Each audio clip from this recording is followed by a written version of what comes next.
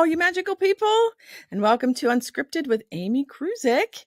Here is where I ask a guest one question and we chat about it. How fun is that? So my next guest is Bob Vogel. Come on in, Bob. Hello, Bob. Good morning. Good morning, afternoon. Yes. Okay, so Bob, I know Bob through Andrew Bartz's mentorship class, right? We've taken all three. We're on our third level. And you also went on the Scotland tour. I did. Yes. Yes. So, wow, what an adventure. Okay, so here we go. We're going to ask a question. I'm going to pick it out. I have a little question box over here. All righty. And I'm going to pick it out. Oh, your kitty cat. Yes, that's Garfield. Garfield. I love it. Garfield. Look at him. Oh, okay. Oh, okay. Here's your question. Who was your favorite teacher and why? Oh, wow. I know. It could be many. You can say as many as you want. Well, there's one that immediately comes to mind. Mm-hmm. When I was in, I think it was 4th, 5th, and 6th grade, we had a thing that they called special class. And you'd be there for part of your day, like maybe half of your day or a third of your day.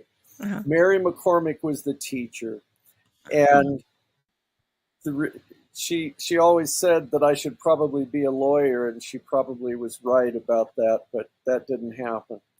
Anyway. Oh, really? Yeah. She knew that. She was favorite because she was just very precise. Almost, if you'd think of like an Andrew with great precision. Not that he doesn't have great precision, but yeah, it's a little hard to explain. But anyway, and she was pretty rigorous. I think we did. Well, I had her for French also, but that was just a separate class. Anyway, she was it. She was it. Mary McCormick. Yeah. What? So she just, it was just a subject, like special, like, when you say special, what was that? I think we did English and maybe something like, sort of like social studies, whatever the social studies was that you were supposed to do for that grade level. Gotcha. And that was 4th or 5th or 6th. Which one was she? Did all three? It was all of those. Oh, it was all of those. It was an ongoing thing.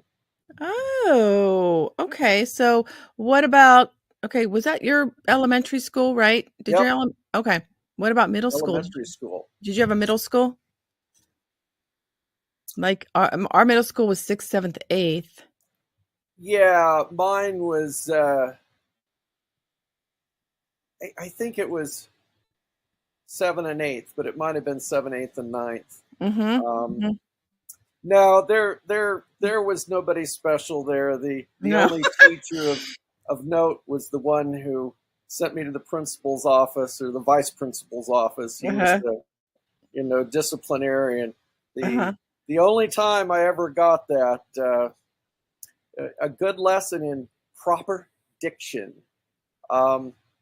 I said something about her as we were talking in class, and she thought I called her a bitch, and apparently so did everybody else in class. Oh, no. Oh, yeah. No. But that wasn't the word that I had used. Oh, man. What was it? Nobody believed that. Of course not. How did you explain that to the vice principal? Well, much like I just explained it to you, only he what? He didn't buy it. I'll put it that way. He did not buy it, did he? No. Did that require a detention? Boy, I had to do something. Yes, there was. Did you have something you had to do? I don't even remember what it was. I don't think he kicked me out for a day, but I think I had to, do some kind of penance. Yes. And of course, promise never to say such mean things again. Of course. And I bet which you've was never had. actually doubly funny because, I mean, I didn't even remotely think of her as anything negative. She was kind of a, Right. not a super special, but a favorite teacher. She was good. Yeah. Yeah. What was your, let's just go the opposite of that. What was your not so favorite, or like just not a good teacher at all? Didn't even Oh my God. teach you anything. Now that one is actually pretty easy because Ah, I go right straight to Mr. Sharp. He did math, Mr. Sharp. and yeah, I bet he was yeah. sharp in math, wasn't he? No, no, No, he he wasn't. wasn't.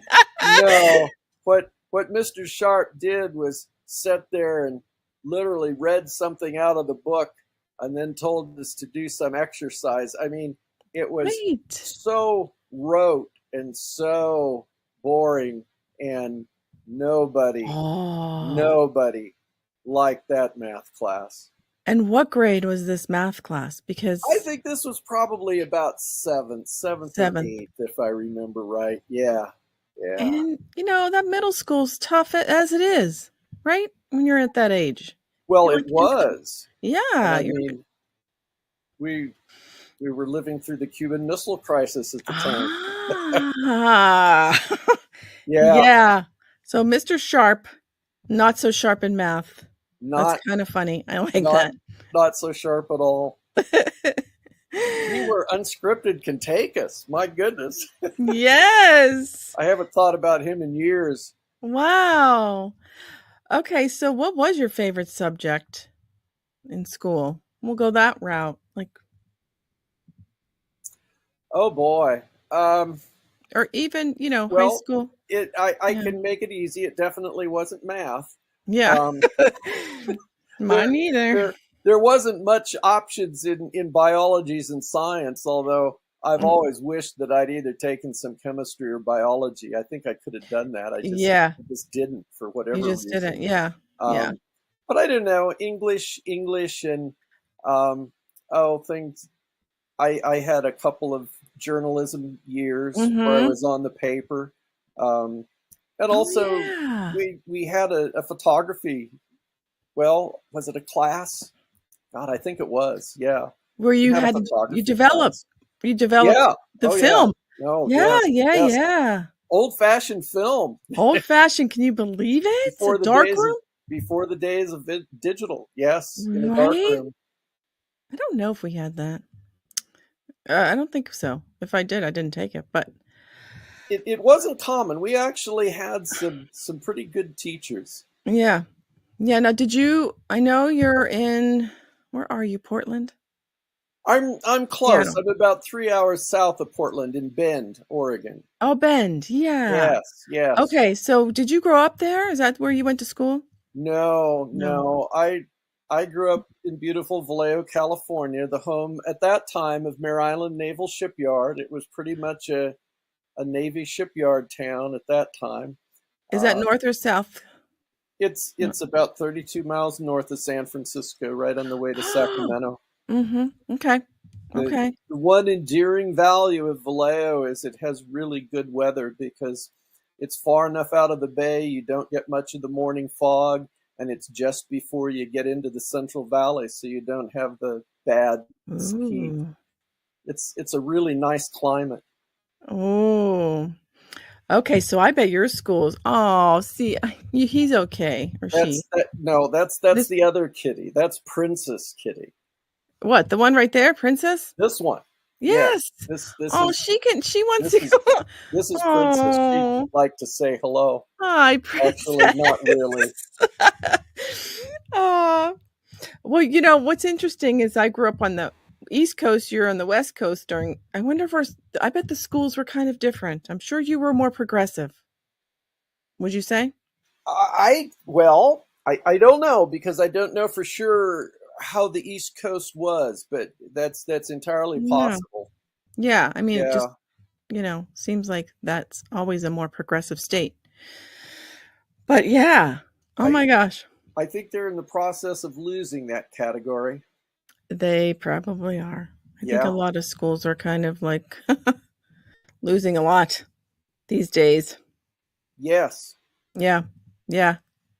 I mean, it's so funny because when you think about school, at least when I went, it's like there really wasn't any technology. It's like we had typewriters with ribbons, Yeah, and you I, couldn't make a I mistake. It was like, oh my God. And then they progressed to electric. I learned how to type on one of those. Yes. My mother was an office secretary, and it was a pretty big deal when she got her first electric typewriter. Right. It was an Right. IBM Selectric with those Uh-huh. little balls that you could put on for different Yes. fonts. My God. Bob, that's exactly. I took typing class where nobody took typing class. Isn't that funny? Like I took typing class. Nowadays, typing, I would do papers for people. I would type papers for people because people just didn't know. I'm talking about peers. Yeah, They just no, I didn't know. know how to type, I know. Yeah. and there I am, 16 and typing papers. But anyways, wow, well that's a sign on the end of our show. Is it? Yes, I told Well, you it was that was short. quick. Yeah. Uh-huh. Well, I appreciate you coming on and being You're my guest today. you're very welcome. I'm glad I got a I question that I could answer. Yes, I know, I know, I know. But I kind of like to leave my guests with another question that they can answer if they want in the comments. Um, this one is, what simple change could you make in your life that would have the biggest positive impact? Wow, that's going to take some thinking on my part to answer that. But Do you always ask that question at the end? no, I have a different No, one. I have a I different one. see. It's a different one every time. It just gets people to think about, "Oh, wow, wonder what I need to do to change something in my life." So simple. Okay. Well, everybody stay magical and we'll see you next time. Bye. Bye.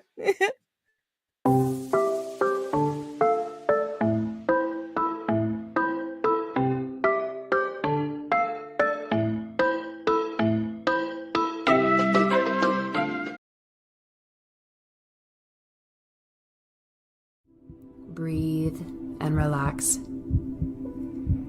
Come into oneness. Come into unity, whatever that means to you in this moment. Allow distractions to fall away. And let's take a few moments to settle in, drawing our attention to the breath and simply observe any sensations associated with each inward and each outward movement. Hello, this is Juliet Karaman van Schardenberg, and welcome to this meditation for sleep. First, I'd like to invite you to Hello, and welcome to this meditation. My name is Juliet Karaman van Schardenberg, and I'll be guiding you today. To prepare for this meditation, which will lead